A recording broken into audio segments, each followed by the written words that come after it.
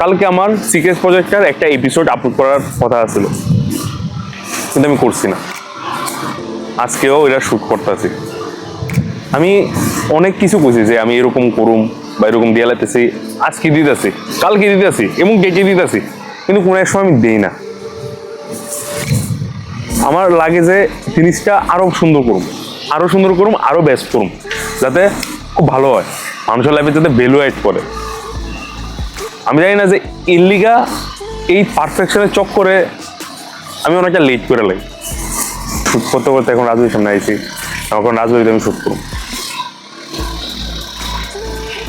অনেক এরও ভয় যে আমি ত্রিপুরালে কিছু বানাইতেছি, যদি কোনো ভুল ত্রুটি হয় মানুষ সেটা কি করে নেয়। আমি চাইতেছি ভালো কিছু বানাইতাম, তারপরও কেউ কিছু কয় না যে ঠিক আছে। যেদিন আমি কোনো একটা ভালো খারাপ জিনিস বানাবো, যেদিন কোনো একটা কিছু খারাপ জিনিস হইব, ওই দিকে সবাই কথা বলে নিয়ে আসছে। কিন্তু কষ্ট এটা থাকবো যে সময় আমি ভালো জিনিস বানাইতেছিলাম ওই সময় কেউ আমারে কিছু কইছে না যে তুমি অ্যাকচুয়ালি ভালো জিনিস করতেছো।